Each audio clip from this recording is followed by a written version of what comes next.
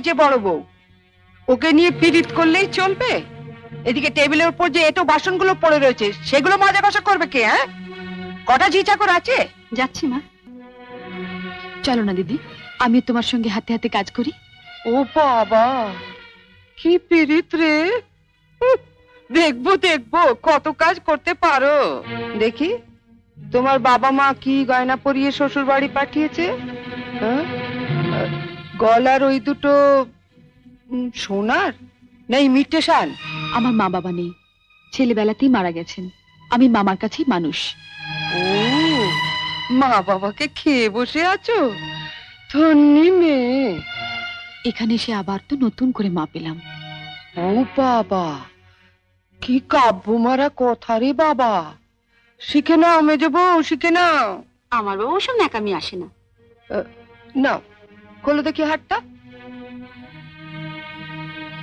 দেখি দেখি দেখি দেখি, ছোট বউয়ের মুখখানা দেখি। তোকে আবার কি খবর দিল?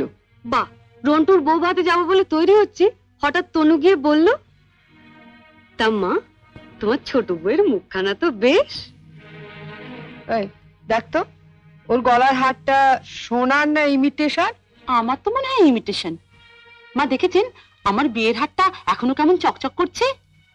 এটা তো মনে হচ্ছে না, কেমন যেন মেয়ের মেরে। এটা আমার মায়ের গয়না, মা মারা যাবার সময় মামার হাতে দিয়ে গিয়েছিলেন। এই সুটকেসে আরো আছে।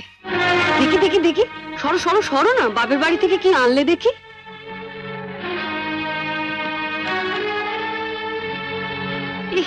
এ কি শাড়ি গো! ই মেয়ে, এ নিশ্চয়ই কোনো ভিখারি বাড়ির মেয়েকে বিয়ে করেছে তনু। আমাদের বাড়ি ঝিয়েরাও এর কাপড় পরে না। ছি, ছি। দেখ দেখ, বাবা, লাল লাল হয়ে যাচ্ছে দেখি। পাউডার। মা মা আমি ঠিক বলছি মা, এ নিশ্চয়ই কোনো বস্তি বাড়ি মেয়ে, নইলে বিয়েতে কেউ এরকম শাড়ি দেয়? দেখ দেখ, বাহ, এই শাড়িটা কিন্তু বেশ, তাই না মেজে বৌদি? মোটামুটি। হ্যাঁ মা, আমাদের এখন আমাকে মানিয়েছে। খুব সুন্দর মানিয়েছে, ভালো, খুব সুন্দর। আমি এই শাড়িটা নিয়ে যাচ্ছি, রন্টুর বউ ভাতে পরে যাব। শোনো, রাত্রিবেলায় ভালো করে আমি এসে সুটকেসটা ঘেটে দেখবো, কিছু যেন শরীর রেখো না। মা নজর রেখো। শাড়িটা রেখে যাও। রেখে যাবে মানে? শুনলে না, ও এটা পরে ওর বন্ধুর বউ ভাতে যাবে। বউ ভাতে যাবে? নিজের শাড়ি পরে যাক। বড়লোক বাড়ি বউ ভিখিরি মেয়ের শাড়ি ধরে টানাটানি করছে কেন? ও মা, মেয়ের কি চোপা গো! আসতে না আসতে। আমি বলছি শাড়িটা ছাড়ো। না, আপনার মেয়ে না বলছিল আমার মামা যেসব শাড়ি দিয়েছে তা নাকি ওদের বাড়ি ঝিও পড়ে না? তামা, আপনি আপনার মেয়ের বিয়েতে এমন একটা শাড়িও দিতে পারেননি যেটা পরে রন্টুর বউ ভাতে যেতে পারে? আপনি তো দেখছি মা আমার মামার চেয়ে বেশি বিক্রি। কি কি বললে তুমি আমার মাকে? বুকে খুব বাজলো না? ঠিক আমার বুকেও এমনি করে বেজেছিল যখন তুমি আমার পিতৃতুল্য মামাকে বিক্রি বলেছিলে। চুপ কর ছোট। না, তুমি তো যত নষ্টের গোড়া। ও আসার সঙ্গে সঙ্গে 7 তাড়াতাড়ি কেন নিজের ঘরে নিয়ে এলে এবার বুঝতে পারছি। এর মধ্যে ওর কানে বিষ ঢেলে দিলে। দিদি কোথায় বিষ পাবে যে ঢালবে? আপনি আর আপনার মেয়ে তো বিষের জমিদারি নিয়ে রেখে দিয়েছেন।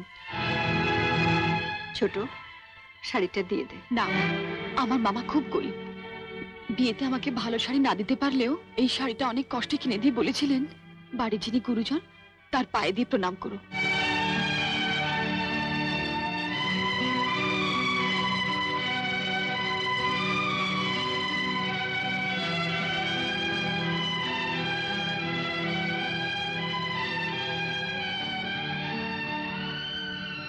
এ কি করলি হতভাগী? মা থাকতে আমাকে।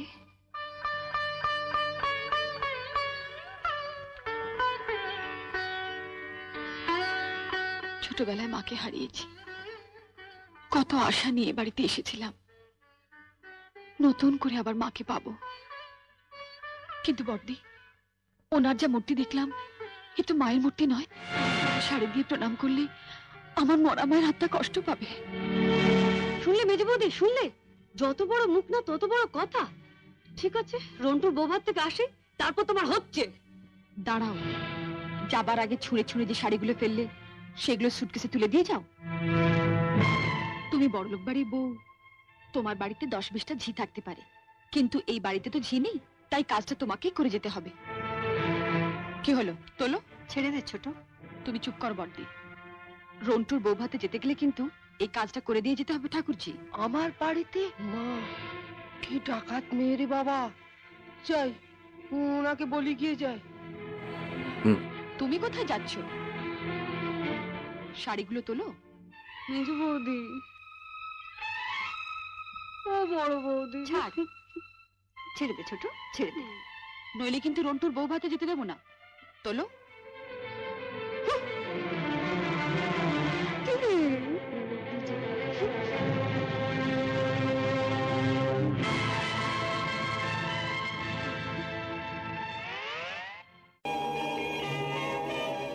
হাই ফ্রেন্ডস, আমার ইউটিউব সুইট বাবলি চ্যানেলে সবাইকে স্বাগত জানাই।